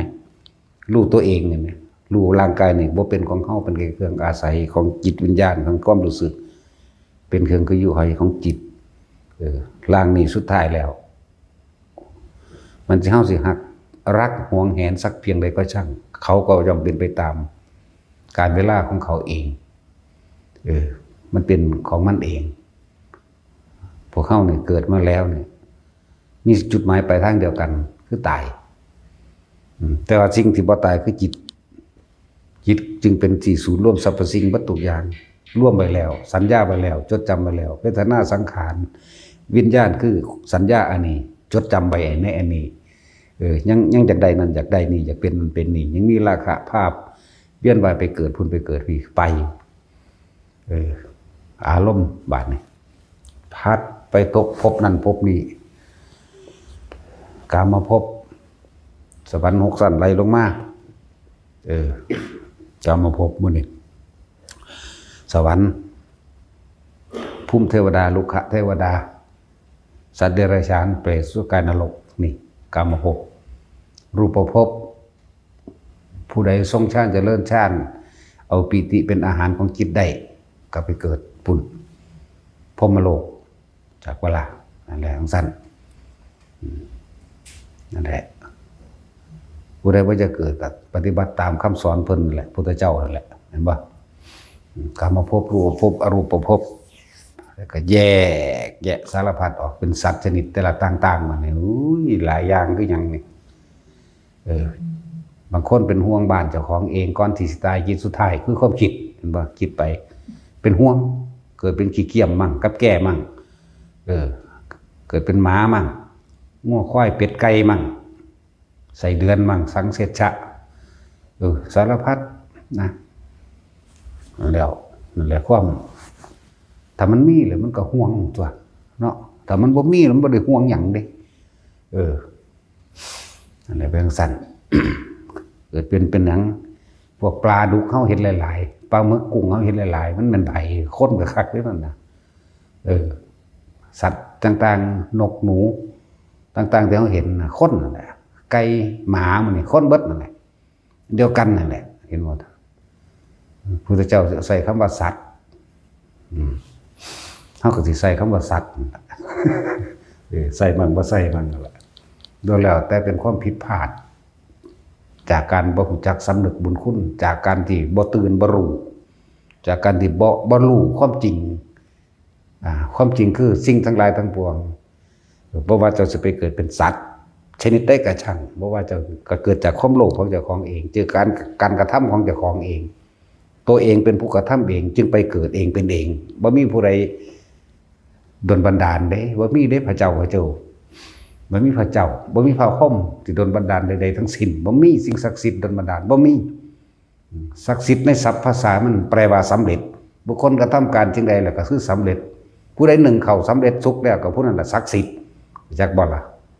นั่นตัวผู้ใดปลูกบักฮุงได้กินหมากแล้วก็ผู้นั้นแหละศักดิ์สิทธิ์จักบ่ล่ะมันบ่แม่นว่ามีสิ่งดลบันดาลเด้มันดลบันดาลใดไผสิทุกข์จักคนอยู่นี่บ่มีเด้ถ้ามันดลบันดาลใดพวกรุ่นก่อนๆขอเป็นก็เฮาอีกเห็นว่าซั่นก่อนพระพุทธเจ้าสิเกิดอีกคุณตะกี้บ่คำว่าพระเจ้าบ่ทันได้มีหรอกเข้าใจบ่ล่ะเอามาใส่ศัพท์ภาษามันถูกกับยุคสมัยซื่อๆเขาเอิ้นพระพรหมตะกี้พวกข้ามทั้งหลายเป็นผู้ติดต่อพรหมเป็นผู้ทำพิธีขอร้องอ้อนวอนบูชายันต่างๆเพื่อให้พรหมเห็นใจเพื่อให้บ้านเมืองให้ทุกคนก็ว่าไปมีสุขภาพกายดีแข็งแรงดีบ่เจ็บบ่ไข้บ่ปวดบ่ป่วยเป็นคนร่ำคนรวยบ่แห้งบ่แล้งก็เอาละบวงสรวงขาแกะขาแพะขาม้าขาสร้างแม้กระทั่งเอาคนไปบวงสรวงธรรมดาว่ะนั่นแหละคือความเห็นผิดตะกี้ไปตั้งบ้านหลักเมืองใหม่เจ้าฟ้ามหากษัตริย์เห็นบ่เพราะบ่รู้นั่นแหละคัดเอาคนผู้นี้เกิดจันทร์อังคารพุธพฤหัสศุกร์เสาร์ก็ว่าไปหรือผู้นี้เกิดเลิกได้ก็ว่าไปเอาคนเป็นนี่เด้ลงไปขุดดินลงไปแล้วก็ใส่ต้นตะเคียนน่ะเขาเอิ้นต้นตะเคียนเหรอว่าแต่งเป็นรูปลักษณะนั้นนี่ลงไปแล้วคนลงไปได้หั่นพุ่งลงไปมันทั้งเป็นนี่เด้ว่าธรรมดาเลยเอิ้นว่าเสาอินทขีฬสมัยตะกี้ถ้าเป็นซุมื้อเอิ้นว่าเสาหลักเมืองแต่มาตะกี้เอิ้นเสาอินทขีฬนั่นคือความเห็นผิดเห็นบ่ความบ่รู้เพื่อหยังเอาไปบวงสรวงพรหมพรหมจังไดเนี่ยนะคือความจะเข้าใจผิดคิดว่าพรหมต้องการสิ่งเหล่านี้เป็นของบูชาเป็นของแหลกของเปลี่ยนเพื่อสิมาเฮ็ดให้บ้านเมืองเจ้าของดีนั่นแล้วกษัตริย์มันก็เป็นชื่อกษัตริย์ซื่อๆเด้มันก็สัตว์คักๆนั่นแล้วอันแต่มันเป็นจังซั่นมันบ่ล่ะมันคนละอันกันเด้กับคำว่านักรบนั่นแล้วบ่ได้แม่นผู้นำนั่นแหละเลยเป็นเครื่องมือหากินของพวกพราหมณ์ตะกี้ก็ว่าพราหมณ์เป็นผู้เป็นเจ้าลัทธิเป็นเจ้าพิธีต่างๆเป็นผู้นำเรื่องศาสนานะเรื่องเป็นว่าเป็นศาสนานั่นแหละตอนนี้เขาก็แต่งเป็นเจ็ดชั่วโคตรเขาตระกูลพราหมณ์ก็ตระกูลพราหมณ์ออกกันบริสุทธิ์มาเจ็ดชั่วโคตรบางเท่านี้มันก็ว่าไปบริสุทธิ์มั่งแต่ความจริงแล้วมันก็ฆ่าสัตว์มันก็ลักทรัพย์มันก็ปล้นกี้ข่มขืนมันก็เป็นตัวที่ตะกี้ยกย่องแต่ว่าพราหมณ์เป็นผู้บริสุทธิ์เป็นพระสัตว์บริสุทธิ์มันสิพากันมาบวงสรวงฆ่าแพะกะแกะสุดท้ายแล้วมันรังเกียจไผบ่ได้ดังใจมันก็หาวิธีว่าเอาผู้นั้นแหละมาบวงสรวงมันก็หาว่าผู้นั้นผู้นี้เป็นกาลกินีเป็นพระสัตว์สั้นแล้วเลยเป็นเครื่องมือหากินป่าไอ้ตัวที่แต่ว่าสมัยการครั้งหนึ่งพระพุทธเจ้าเขาเกิดเป็นนาคแท้ๆก็ยังมาแก่คำว่าตาพามถาหมู่พามทั้งหลายสามารถติดต่อพระเจ้าได้ติดต่อเทพเจ้าหมู่พระพรหมทั้งหลายได้เราผู้ว่าตัวเองติดต่อเนี่ยเป็นยังคือยังถูกหยาบเป็นยังคือยังป่วยอยู่เป็นยังคือมีคนตายในตระกูลอยู่คือบ่ให้พรหมทั้งหลายเหล่านั้นดลบันดาลแม่นบ่ซั่นแต่ว่าดลบันดาลใดนี่คือบ่ให้พรหมทั้งหลายเหล่านั้นดลบันดาลอย่าป่วย อย่าแก่อย่าเจ็บและอย่าตายนะเพิ่นก็แก้เด้ก็ธรรมดาเด้เอามาแก้ เหมือนการทำพิธีต่างๆจังสิเป็นหยังคือต้องฆ่าผู้อื่นเพื่อให้ตัวเองมีความสุขสบายมันเป็นไปได้บ่นะนั่นแล้วพวกงัวพวกควายมันก็ให้มันก็ห้องมันก็หลักชีวิตของมันเองบัดนี้เพิ่นจับเอาคนผู้นั้นมานั่นนะเอาผู้พามมาแหละผู้พามมาทำพิธีนั่นเงื่อยกดาบขึ้นว่าสิฟันคอตะของก็ให้ย่านตายคือกันไหมแน่เอาแต่สั่นให้เจ้าติดต่อหมู่พรหมทั้งหลายเหล่านั้นมาดลบันดาลให้ตัวเองบ่ตายลงดูนี่ให้มีดให้ดาบฟันคอบ่เข้าเบิ่งดูสั่นมันก็ยอมรับว่าไม่ได้กันมันก็ออกความจริงคือเก่าก็มันบ่ได้สั่นแหละมันจังว่าพุทธะแปลว่าหยังแปลว่าเป็นผู้รู้ผู้ตื่นรู้ตามความจริงตื่นจากความดับไหลเมื่อเฮารู้เฮาตื่นแล้วความหวาดหวั่นกันข้ามความกลัวก็บ่มีแล้วเอิ้นว่าเป็นผู้รู้ผู้ตื่นผู้เบิกบานได้รู้ความจริงว่าเกิดแล้วต้องแก่ต้องเก็บต้องตายนะการกระทำของสิ่งทั้งหลายถ้าเฮารู้ว่าทำเลวไปนรกทำดีไปสวรรค์แล้วก็เฮารู้จักธรรมะพุทธเจ้าแล้วกูบ่ไปสวรรค์กูบ่ไปนรกแล้วกูหาวิธีบ่เกิดเท่านี้นึงได้บัดแม่นว่าล่ะนั่นแล้วหนทางของผู้รู้เรื่องศาสนาพุทธมนต์พุทธธรรมบัดตามความเป็นจริงศาสนาพุทธธรรมเข้าสู่ความจริงเอาเห็นตามความจริงได้แล้วว่านี่ทุกอันเกิดจากความไปยึดในร่างกายทุกพอหิวเพราะว่าร้อนเพราะหนาวเพราะป่วยแล้วก็เพราะว่าตายสาเหตุทุกข์เพราะความอยากมันเองแต่กูยังมีความอยากอยู่กูเที่ยวกันว่าไปเกิดแน่หนทางดับทุกข์เพิ่นสอนไว้แล้วมักมีองค์8ทุกข์ดับไปใส่วิธีใดก็ว่าไปอานาปานสติเอามองมันง่ายนะเฮาแม่นบ่ล่ะเฮาก็เฮ็ดไปของเฮานี่แหละเว้ยนั่นแหละ เอาหูจักทางมาแล้วเฮาก็สิไปสนไผเนาะจังบอกว่าพุทธเจ้าบอกความจริงพุทธเจ้าองค์ใดก็อัตหิอัตโนนาโถเด้องค์ใดสิเกิดมาเท่าใดแล้วก็ตามมีตั้งแต่ตนและเป็นที่พึ่งของตนเองเท่านั้นการทำตนเป็นที่พึ่งของตนก็คือการได้ช่วยเหลือบุคคลผู้อื่นนี่ก็อีกอย่างหนึ่งถ้าตนแล้วไม่ทำถ้าตนไม่ทำแล้วใครจะทำให้เรานี่ก็เป็นตนเป็นที่พึ่งของตนเหมือนกันถ้าเราไม่กินเองเราก็ไม่อิ่มคนอื่นจะมากินแทนเฮาให้เฮาอิ่มไม่ได้เป็นบ่ล่ะใช่แล้วตัวเองก็ทำเองแท้ๆแต่ตัวเองน่ะต้องรับเองไม่ว่าดีหรือร้ายเห็นบ่ซั่นไม่ว่าสุขหรือทุกข์ก็ตัวเองเลยเฮ็ดเองบ่แม่นผู้อื่นมาเฮ็ดให้บ่แม่นผู้ใดมาดลบันดาลแต่พระเจ้ามันดลบันดาลให้อิ่มได้บ่เฮ็ดงานแล้วเฮาเนาะพระเจ้ามันอยู่ไสผู้ใดเป็นพ่อเป็นแม่มันเดิมนี่นั่นแหละแต่ว่าพวกเขารู้ตามความเป็นจริงซะพวกที่ไปอยู่เมืองนอกเมืองหน้าหรือพวกอยู่กรุงเทพก็สร้างถ้าได้ฟังแล้วรู้ความจริงแล้วมันก็แค่หากินสร้างตายกลับมาพัฒนาในบ้านตนเองตัวกลับมาพัฒนาบ้านตนเองหนึ่งโดยที่อยู่อาศัยของตนเองสิปรับปรุงดินสิปลูกหยังสิปลูกกล้วยปลูกอ้อยบ่สิปลูกหยังที่มันเป็นของอยู่ของกินได้ก็เฮ็ดไปแล้วก็พัฒนาจิตใจตนเองเข้าสู่วัดว่าศาสนาตัวบัดนี้เนาะเตรียมตัวเองตัวเขาเข้าใจอยู่แล้วว่าต้องตายแน่นอนอยู่แล้วเนี่ยเป็นหยังคือบ่อาศัยพุทธศาสนาเป็นหนทางสู่ความบ่ตายบ่เกิดมันก็บ่ตายทั้งตัวเนาะอะไรทั้งวายฝึกหัดดัดแปลงตัวเองไปเรื่อยๆก็นะฮะก็สิได้ดูแลคนเฒ่าคนแก่มีธรรมอยู่อันหนึ่งเป็นลำดับที่4ในการหายากบุคคลผู้มีความกตัญญูอยากว่าล่ะพระเจ้าก็เกิดขึ้นได้ยากคนแสดงธรรมของพระเจ้าก็ยากคนสำเร็จธรรมก็ยากและคนกตัญญูนี่ก็ยากเด้เพราะฉะนั้นเพิ่นสิเอามาไว้ในลำดับบ่ มันธรรมดาดิสมมติเนี่ยมันแมงอย่างหมดแล้ว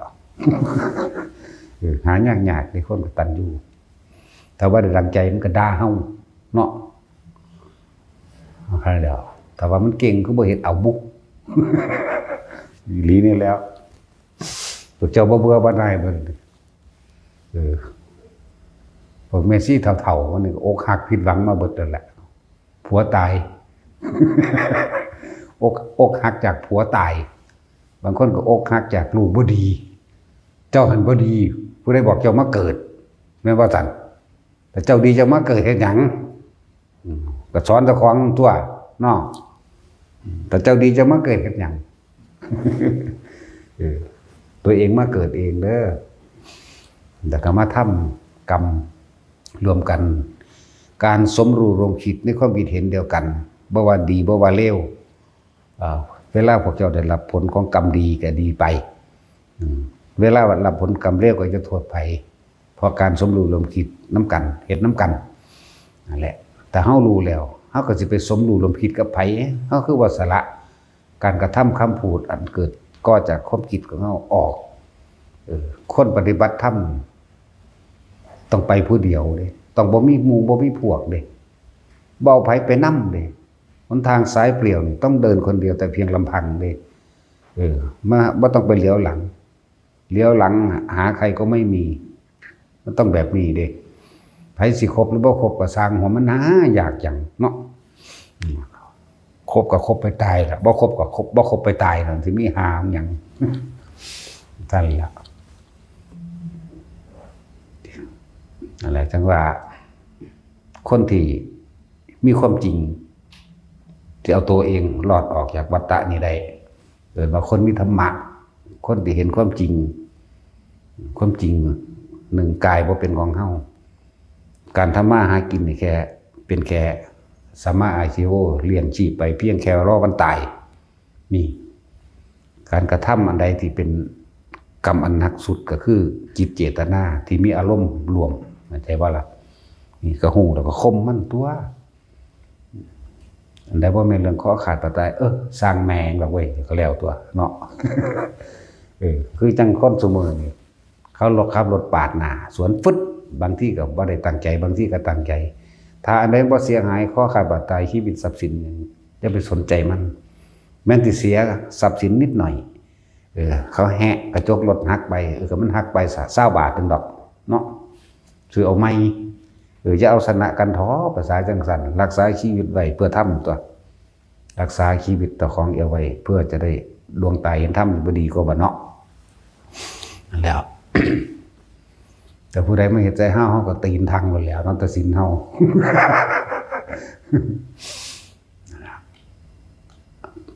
การปกป้องตนเองก็มีโดยเหตุผล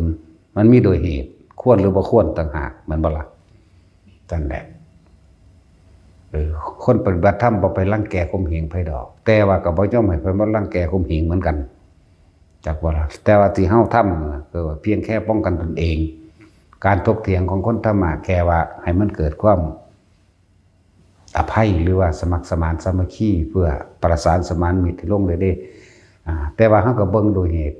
ต่างๆนั่นแหละคนบ่มีธรรมเนาะเขาก็ยอมเอาดังใจของเขานั่นแหละคนมีธรรมก็คือแค่ว่าให้มันตกลงกันได้แล้วเลิกจากกันซื่อๆเด้แต่ว่าแต่มันบ่เลิกก็ฟาดแมงโลดคือกันนั่นแหละบ่ได้แต่ว่าเฮาทำโดยการบ่มีอารมณ์เด้มันแปลกอยู่เด้พวกเขาทำอย่างมีอารมณ์มีจิตเจตนาเป็นตัวกรรมขึ้นเต็มจอเลยเต็มจอเต็มใจเต็มความรู้สึกศูนย์แล้วก็แลนหาสมัครพรรคพวกดึงสมัครพรรคพวกเข้ามาเพื่อจะทำลายและทำลายเด้แต่เฮาบ่ได้หาสมัครพรรคพวกบ่ทำลายแค่ว่าให้มันเกิดความสงบลงให้มันพอให้มันเลิกแค่นี้นึงได้บัดนี้นั่นแหละมันต่างกันอยู่เวลาบ่ได้ดังใจคนปุถุชนทั้งหลายแล่นหาสมัครพรรคพวกผู้นั้นบ่ดีจังซั่นจังซี่เว้าไปอีนั่นขี้สอตอแหลเด้อีนั่นเป็นหยังจังตอแหลมั่งเป็นหยังที่เป็นคนขี้ตัวโกงนั่นมีมั่งนี่เห็นบ่ มันสิไปหาสมัครพวกสิไปดึงผู้นั้นมาเป็นพวกดึงผู้นี้มาเป็นพวกแล้วก็เจ้าของสิเอาความรู้สึกเจ้าของเองเป็นใหญ่เอาความเห็นเจ้าของเป็นใหญ่ว่าคนผู้นี้บ่ดีแล้วให้ผู้อื่นตัดสินว่าบ่ดีแต่งเรื่องมาใส่ก็มีได้เป็นเห็นบ่นั้นเหตุการณ์จังซั่นจังซี่มันสิแต่งมาใส่เด้แต่งเพื่อเขาเชื่อเจ้าของเพื่อให้คนอื่นรังเกียจบุคคลที่กูรังเกียจด้วยนั่นเลยเอิ้นว่าสมรู้อันนั้นเลยเอิ้นว่ากรรมรวมกันจักบ่เอาเถอะหน้ามึงว่างบ่ได้มึงก็เที่ยวไปเกิดนํกันนั่นแหละพวกนี้เนาะเกิดเป็นขี้เข็บแม่งอดแม่งปองเป็นงูบักผีพวกนี้เกิดไปเป็นแนวนั้นแหละพวกอิจฉาริษยานี่เป็นสั่นถ้าพวกบ้างบ่เป็นสัตว์ผิดพวกนี้นั่นแหละที่จริงมันก็บ่อยากไปเป็นนั่นดอกสัตว์ผิดดอกบัดนี้คนไปเห็นขี้เข็บตะขาบแม่งอดนี่แหละขี้เข็บแม่งอดแม่งป่องอย่างต่างๆก็เลยเลื่อนว่าสัตว์หลายเลยเข้าใจว่ามันสิมาทำลายเฮาตลอดเพราะจิตใจมันเป็นคนแบบนั้นตลอดนะเขาก็ขาเลยแหละจากว่าล่ะบางแท้มันก็ไปหากินตะมันนั่นแหละแต่ว่ามันมาโดยความอิจฉาริษยาในใจของมันไม่ฝังไว้ในใจของมันแบบนั้นมันก็เลยเกิดไปเป็นแนวนั้นผู้ใดเห็นก็ว่าสัตว์หลายผู้ใดเห็นขี้เข็บก็อยากขาเด้อย่ามันกัดเนาะนั่นแหละอสรพิษก็คือจิตของบุคคลที่อิจฉาริษยาบุคคลที่ว่างบ่เป็นบุคคลที่นำมาความเฉพาะความเห็นแก่ตัวของเจ้าของเองบุคคลที่เข้าใจว่าตัวเองดีกว่าเด่นกว่านี่จักว่านะพวกยึดดีติดดีแล้วก็เฮ็ดให้ผู้อื่นเลวพวกนี้นั่นแหละว่าเหมือนกันกับพวกนั้นคุ้มมูว่าจังสันจังซี่ถ้าตัวเองปฏิบัติดีแล้วอย่าไปว่าให้ผู้อื่นเข้าใจว่าล่ะถ้าว่าดีแล้วจังได๋มันสิไปว่าให้ผู้อื่นได้เนาะเพิ่นจึงมองคนบ่เป็นคนดอกเป็นธรรมดาเป็นธรรมชาติเพิ่นบ่ตำหนิไผได้ความจริงมันมาแต่ที่เพิ่นคือจังเฮาตำหนิหมู่ภิกษุสงฆ์ที่บวชเข้ามาแล้วบ่ฝึกหัดปฏิบัติตนเองบ่ศึกษาไผวินัยบ่เข้าใจธรรมชาติบ่เข้าใจธรรมะที่พระพุทธเจ้าสอนเฮ็ดไปต่างๆนานานั่นแหละคือความเห็นแก่ตัวเห็นบ่ล่ะอันนี้คือตำหนินี่หนึ่งฐานะอันสมควรคือฐานะเดียวกันไม่ใช่บ่ล่ะรู้จักฐานะและอาฐานะอยู่เด้เห็นบ่ซั่นสั่นตัวเฮาก็ตำหนิตัวเพราะว่าเฮาอยู่ในเพศเดียวกันตำหนิกันได้ตำหนิบ่แม่นตำหนิเพื่อเอาดีใส่ตัวเอาชั่วให้คนอื่นเด้อยากให้เป็นหนึ่งเดียวกันพุทธเจ้าสอนบ่มีในกายที่ตะกี้พุทธเจ้าเข้าใจบ่ล่ะพุทธเจ้าผู้เดียวเอาธรรมะตัวเดียวมาสอนพุทธะกับผู้เดียวธรรมะตัวเดียวบ่มีมหายานเถรวาทบ่มีนิกายจักบ่ทำมีธรรมยุทธดอก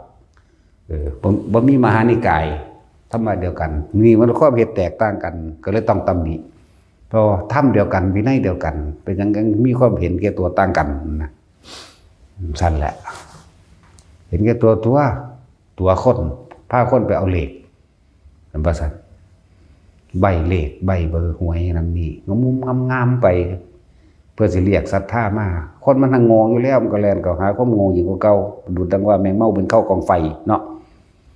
มีแต่ความร้อนความใหม่ความอยากได้เห็นบ่สั่นตัว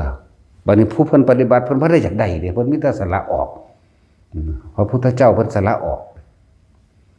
เพิ่นรวยเขาก็โมอยู่แล้วในสมัยนั้นน่ะคุ้มทองทั้ง4นี่แหมบ่ธรรมดาเป็นโยชน์ไหม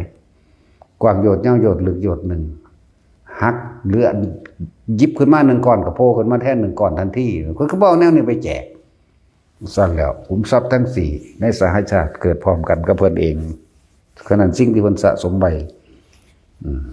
สิ่งที่เพิ่นเฮ็ดไว้เบิดนั่นล่ะท้องเพิ่นก็เลยแหละเพิ่นทิ่มเกียรติยศชื่อเสียงทรัพย์สินเงินทองยศถาบรรดาศักดิ์เพิ่นทิ่มความร่ำรวยเพิ่นทิ่มแล้วพวกภิกษุสงฆ์บวชเข้ามาแล้วไปเอาของพราหมณ์ไปเอาความเห็นแก่ตัวมาหาอยู่หากินตัวเองเด่นดังเพื่อให้ตัวเองมีอำนาจหรือจะทำสักข่มเหงบ่เป็นไปโดยการสละออกแม่นบ่ซั่นพุทธเจ้าให้สละโลภมันบวชเข้ามาเพื่อเอาความโลภนักเข้าไปเก่าๆอีกแล้วก็สอนให้คนอื่นโลภพร้อมเด้ อยากได้หยังอธิษฐานเอาเด้อนี่มันเอาคอรอคือแลก่อนชีมาให้เหรอเนาะรุ่นนั้นรุ่นนี้รุ่นพ่อรุ่นแม่มึงบอกพ่อแม่มึงสอนแนวนั้นบอกเนาะจันแล้วแต่เบ้าม่านศูนย์นี่แล้วพวกฟังนี่กับหูจักนะเป็นหยังแต่มันหูจริงๆนะพวกบอกหวยบอกเบอร์มันก็บอกหวยบอก100 ปีเลยก็ได้ตัวแม่นบ่สัตว์ถ้ามันรู้จริงๆมันบอก100 ปีเลยก็ได้พวกกันบอกหวยบอกเบอร์เด้อฟังได้เป็นหยังจะปึกคักหลายพวกสันดานปึกคิดบ่ออกบ่ถ้ามันหูจริงๆกันน่ะมันจะไปใบหาแม่มึงบอกแม่นบ่สันปีหนึ่งมันออกจากเทือหวยรัฐบาลนี่เห็นบ่ล่ะ24เทือไว้บอกแมงมึง100 ปีเลยก็ได้ทั่วเขียนจากภาคไว้ยิ่งกว่าปฏิทินอีกเนาะถ้ามันหูจริงๆไหมนี่ของประเทศไทยออกแบบนี้ของประเทศลาวออกแบบนี้เขมรออกแบบนี้พม่าออกแบบนี้พุ่นไล่ไปฮอดจีนอินโดนีเซียมาเลเซียไล่ไปฮอดอเมริกาอเมริกาพุ่นไล่ไปที่ทั่วโลกกูบอกแม่มึง100 ปีพุ่นเนาะตาบอดคักหลายพวกสันดานปึกนั่นแล้วบวชเขามาแล้วแทนที่สิพาเขาสละความเห็นแก่ตัวแม่นบ่ดึงความเห็นแก่ตัวอีกแต่ได้หาก่อนชีมาขอรอแค่แล้วให้เขาไปอีกเอานี่เมตตาเด้อเมตตาแม่บ่สิให้คนมานิยมกับคมเอาทรัพย์สมบัติผู้อื่นแม่นบ่ซั่นเมตตาโคตรพ่อโคตรแม่มึงบอกลูกเขาอีห่านี่ ไปหาคมหิงเอาของผู้อื่นไหมเมตตาอยู่บ่จังซั่นแม่นบ่ล่ะถ้าว่าเรื่องคาถาปราบผีว่าดิไล่ผีปราบผีว่าปราบโคตรพ่อแม่มึงบอกพุทธเจ้าบ่เคยปราบบ่เคยไล่มีแต่เมตตามีแต่เอาบุญให้แม่นบ่ซั่นบ่มีจักอันใดในคำสอนได้ฆ่าผีจังสิบ่มีเด้จับท่วงน้ำใส่หม้อใส่ไหไว้บ่มีไล่สาระปึ๊ดเอาโลดจังได๋ดีแล้วนี่จะบอกหมู่พระสงฆ์องค์เจ้าไปทั้งใดก็สร้างจิตของคนฉลาดทั้งหลายไปณสถานที่ใดให้ผูกมิตรกับสถานที่แห่งนั้นแน่ให้มีความเมตตาช่วยเหลือพึ่งพาซึ่งกันและกันให้อุทิศส่วนบุญส่วนกุศลทั้งหลายให้กับภูมิเทวดามั่งโลกะเทวดามั่งตลอดทั้งได้สิ่งใดเอามาอันพ่อช่วยเหลือบุคคลผู้อื่นนั้นได้ก็ให้ไปให้สัตว์ไปให้คนไปเป็นว่าสี่ตั้งหากเลยเหรอบ่ได้ไล่เด้สั่นแล้วอันนี้สิเรียกผีมาใส่ว่าซ่านโอ้ยผีมึงอ่ะนะยังสั่นแล้ว เบี้ยแก่จังซี่นี่แก่แม่มึงบอกคือบ่แก่เจ้าของมันเนาะเอามาแก่หยังไสยศาสตร์มันดำมันแดงมันมีกิ่งเขาสิใส่อาวุธสงครามมาหยังเขาก็เอิ้นคนไปหำเอาผู้นั้นก็ใส่ขาดออกเปื่อยออกกันตัวเนาะนี่แหมพวกบ่มีสมองฟังได้บ่หยัง สิไปย่านนี้หยังกับไสยศาสตร์มนต์ดำนั่นถ้ามันมีเขาก็บ่เฮ็ดอาวุธมาฆ่ากันตัวเขาก็เอาพ้นแล้วมีโรงเรียนสอนไปแล้วบัดนี้เนาะสอนก็สู้กันตัวบัดนี้พ้นแล้วประเทศจีนเห็นว่าเจ้ายุทธภพ พระตัดสินดีดขิมปริงข้อขาดเบิดเอาโลดเบิดนี่เห็นบ่อย่างหนังจีนเนี่ยนะเจ้ายุทธภพจักว่าสารัตเจ้าจักรวาลได้ใหญ่เด้ พวกนั้นสั่นแล้วผู้หนึ่งอยากเป็นเจ้ายุทธภพ ผู้หนึ่งอยากเป็นเจ้าจักรวาลอวกาศ สั่นแล้วนี่แต่ยังตัวที่ประเด็นเนาะแล้วนี่เลยล่ามย่างมาเลยเห็นมันแต่บอกเรื่องพวกนี้เพิ่นให้สละความโลภเพิ่นให้สละความเห็นแก่ตัวภิกษุนักบวชทั้งหลายแล้วนั้นเอาหากินอย่างสัตว์อย่างหมาเพิ่นเลยเดินในอาชาวิชามอโกหกหลอกลวงบุคคลผู้อื่นให้หลงงมง่ายไปเพื่อตัวเองจะได้ลาภสักการะเข้าใจบ่นี่ถ้าพวกใดวันวานบอกเลขถือคนหูทิพตาทิพจริงมันแม่นจริงๆมันก็บอกตลอด100 ปีพุ่นตัวแล้วก็บอกของทั่วโลกแล้วนี่160-170 ประเทศนี่กูสิบอกประเทศละ100 ปีไว้แม้ว่าซั่นแต่พวกหมอดูมันดูเป็นมันถามหาแม่งบ่อันเกิดวันหยังแม้ว่าซั่นเกิดวันที่เท่าใดเกิดวันหยังเดือนหยังปีหยังมันคือบ่เว้าไปโลดแม่นบ่ล่ะ เฮ้ยโง่หงโง่เฮงมื้อนี่ไปทักไปทวงเขาแล้วเขาก็ไปหารับจ้างกินคือเก่าหั่นแหละ สิมีแมงยังนั่นแหละพุทธเจ้าเพิ่นมาเพื่อเปิดเผยความจริงออกแบบนี้เด้ให้ทุกคนเห็นความจริงเด้เพราะฉะนั้นรู้ตามความเป็นจริงบ่พุทธธรรมนี่พุทธเจ้าเนี่ยเอาความรู้ทั้งหลายแล้วนี่มาเปิดเผยแล้วว่าพุทธธรรมเอาสิ่งเหล่านี้มาสอนให้เฮาพิจารณาให้มันเห็นตามความเป็นจริงได้มันพึ่งพาตัวเองได้ตัวบัดนี้บ่แม่นไปพึ่งพาผู้อื่นพึ่งพาแบบนั้นเจ้าของก็เลยโง่จังซั่นแล้วโง่เกิดหยังขึ้นแล่นให้แต่ผู้อื่นซอยไหมเห็นบ่สมัยตะกี้ก็สิเว้าคือพระปิ่นโทนพระราชวาชะแสดงฤทธิ์แสดงเดชได้พุทธเจ้าเป็นหยังคือบ่ให้แสดงเอาคือบ่ให้แสดงไปตลอดคนสิพึ่งพาตัวเองบ่เป็นจุดหมายของเพิ่นคือให้รู้เอาตัวเองนี่เป็นที่พึ่งของตนกรรมเกิดขึ้นจากการกระทำของตนเพิ่นให้รู้ความจริงแบบนี้เฮ็ดได้อยู่บ่ฮู้ติตาทิพย์อีหลีตะกี้ป้องกันได้จริงๆตะกี้แต่ผู้เฮ็ดจริงเพิ่นคันบ่เฮ็ดบัดนี้เพิ่นเหลือโตนคนเห็นบ่มันลึกล้ำกว่ากันเด้ครับว่าเมตตาสงสารของพระพุทธเจ้ากับเมตตาสงสารของคนหาของคนเห็นแก่ตัวนี่ของพวกเดรัจฉานวิชาพวกบวชก็มาแล้วตัวคนในการเลี้ยงชีพเจ้าของเองโดยการทำทาใบหวยใบเบอร์ทำทาสะเดาะเคราะห์ทำทาบวงสรวงนั่นนี่เห็นบ่นี่ทำทาได้เขาเอิ้นว่าทำทาส่วนพระพุทธเจ้าเมตตาเพราะจะเป็นคนรู้ความจริงเพราะทุกสิ่งทุกอย่างบ่มีผู้ใดดลบันดาลความสุขและความทุกข์ให้ไผใดบ่มีผู้ใดเฮ็ดให้ตัวเองพ้นออกจากทุกข์ใดนอกจากตนเองนี่คำว่าเมตตามันลึกซึ้งกว่ากันเด้สอนให้เฮานี่รู้จักทุกสิ่งทุกอย่างที่เฮาเกิดมาก็เกิดเพราะตัวเองตกนรกก็ตัวเองทำเองขึ้นสวรรค์ก็ตัวเองทำเองพ้นจากนรกและสวรรค์พ้นจากบุญพ้นจากบาปหรือเป็นอรหันต์บริสุทธิ์ก็ตัวเองทำตัวเองได้จึงบริสุทธิ์ได้นี่มันคนละเมตตากันอันนี้มันเมตตาจอมปลอมเมตตาหลอกลวงเด่นหลายคนก็เลยหลงงมง่ายโอ้ยเพิ่นเมตตาเขามาเป่าหัวให้ โอ้ยกูอยากให้มึงเป่าจนปากแจ่มโพกออกเป่าเลยผูกแขนผูกมาผูกแมงข้อหอยดึงขึ้นคือเนาะผูกแขนกันเลยว่าผูกแมงแขนผูกข้อมันดึงกันโลดมันจังบ่อยู่ไปโดนมันจังบ่ทุกโดนเนาะมันสิสร้างบาปสร้างกรรมอะไรก็เก่านะเป็นหูทิพตาทิพจริงได้ล่ะแต่เพิ่นเฮ็ดแค่สงเคราะห์แล้วเพิ่นแล้วไปเด้ว่าพระโมคคัลลาปราบพญานาคเมื่อพญานาคได้รู้ความจริงแล้วปลดปล่อยมานะทิฏฐิออกแล้วฝึกหัดรู้ซึ่งว่าตัวเองเป็นเดรัจฉานเป็นผู้อาภัพเป็นบุคคลอาภัพบ่อาจสามารถ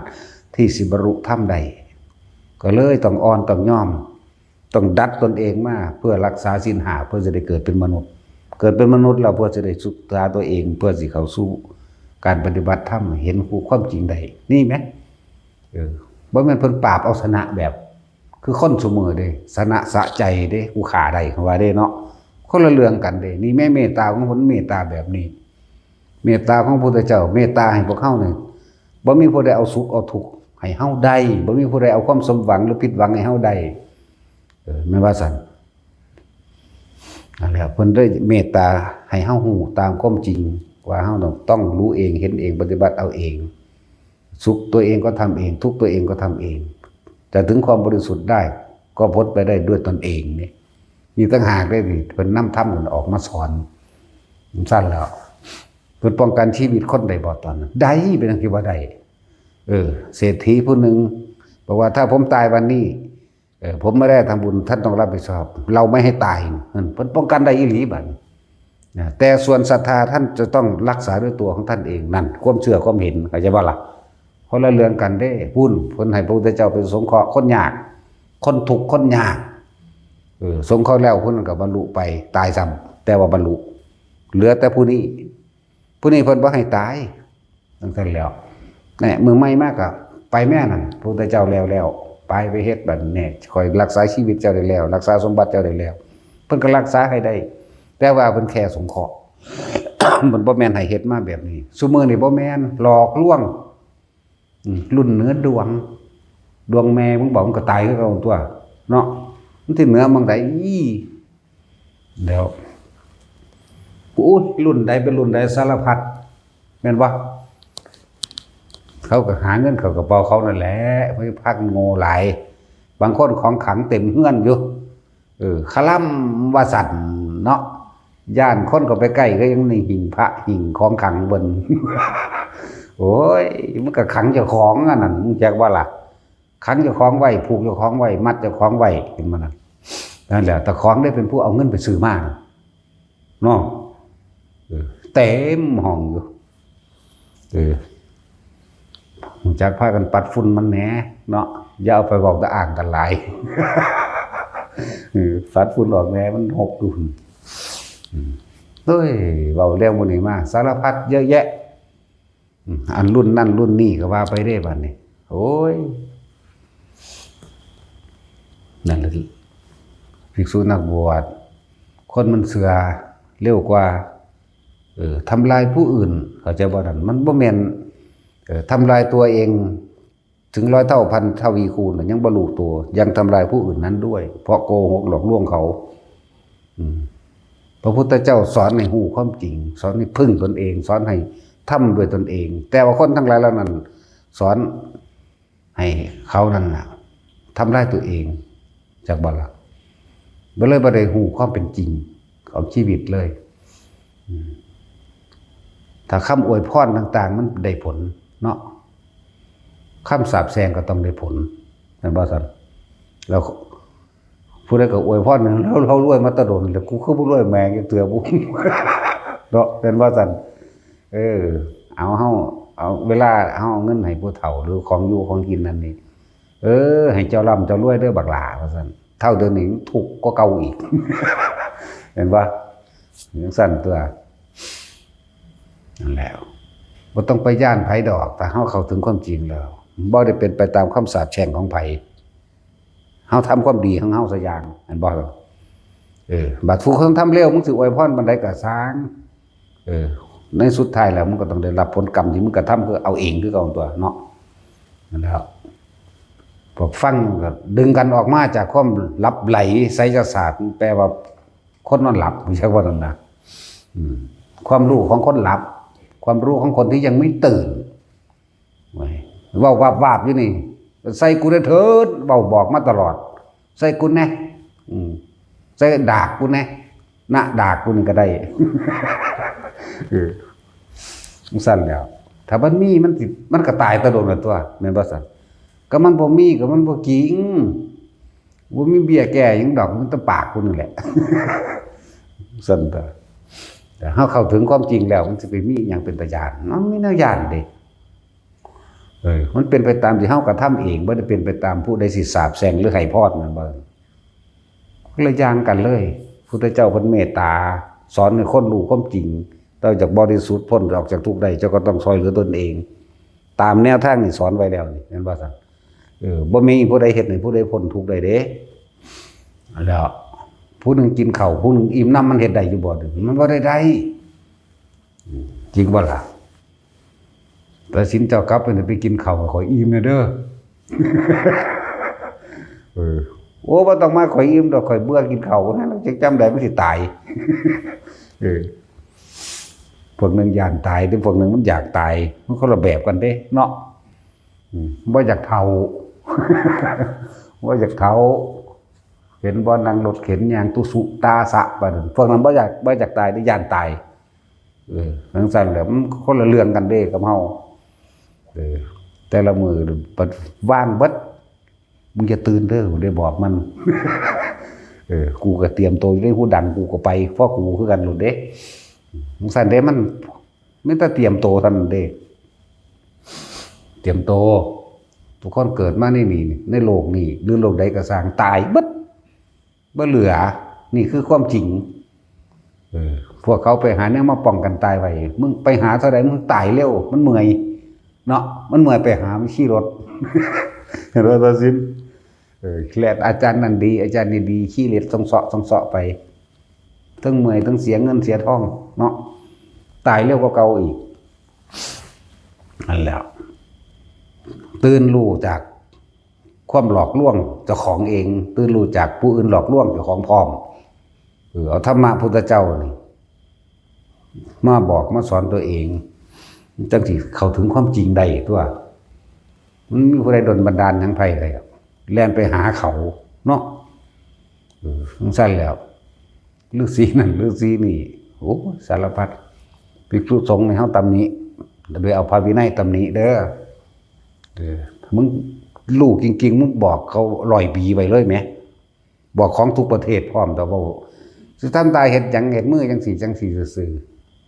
ก็เห็ดจังสี่จะดีกว่าบอกเนาะทำตายเห็ดมือนั่นนี่บุยใบเห็ดเทียนหยดลงงองแง่งเห็ดถูกเห็ดยังงองแง่งโอ้ยอีแมงเอ้ยลูกเขาอีหาจะดันปึกมันพวกไปเบิ้งไปเห็ดน้ำกับเสื้อเขาก็ปึกเนาะนั่นแล้วแต่พอเขาหาพระพุทธเจ้าว่ามีผู้ใดฉลาดดอกสิบอกให้บ่มีคนฉลาดบ่มีกุศลคือความฉลาดแต่เขาหาธรรมของพระพุทธเจ้านั่นแหละจังสิพึ่งตนเองได้จังสิถึงความฉลาดจังสิเอาตัวเองพ้นออกจากความเกิดจากบ้านละแลนไปเขาหดน้ำมนต์ให้โอ้ยแลนไปหาของขังซื้อเอาส้มมันเด็ดสูของขังกันเลยยากอย่างผูกแขนจะผูกได้ผูกข้อโง่หลายกันเลยเนาะแต่สิ้นสั่นแล้วผูกข้อโดนแขนโดนต้นโหลดสู้จังบ่อยู่โดนลงไปใส่บาปกรรมในนรกซะก่อนจะเกิดมาเฮ็ดใหม่อีกถ้าเฮ็ดจากนี้ไปพุ่นดูจักย่ำใดอาจจะตกนรกแทนที่สิตกนรกจาก80ประสงค์ไขจากอายุแค่นี้มาพอนี่เฮ็ดไปอีกแม่ง160เลยบัดนี้บ่ได้อยู่ธรรมดาบ่ถือว่าสิเฒ่าตายอีกดีบ่ดีก็บ่ได้ตายเฒ่าหรอกเนาะมีจักบ่ล่ะเฒ่าตายกับตายเฒ่ามันก็ละอันกันเด้เนาะตาสินยังย่านตายอยู่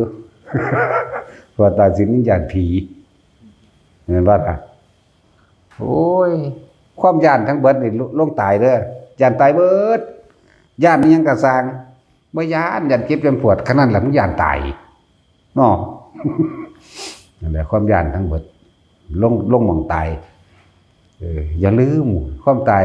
หนีไปใส่ก็บ่รอดหาแนวป้องกันก็บ่มีก็จะว่าล่ะแต่ยังคือบ่เบิ่งเข้ามาเบิ่งความอยากเจ้าของแต่เบิดอยากแล้วมันบ่ย่านเด้รู้จักบ่มันซั่นแหละเอาสมาทาน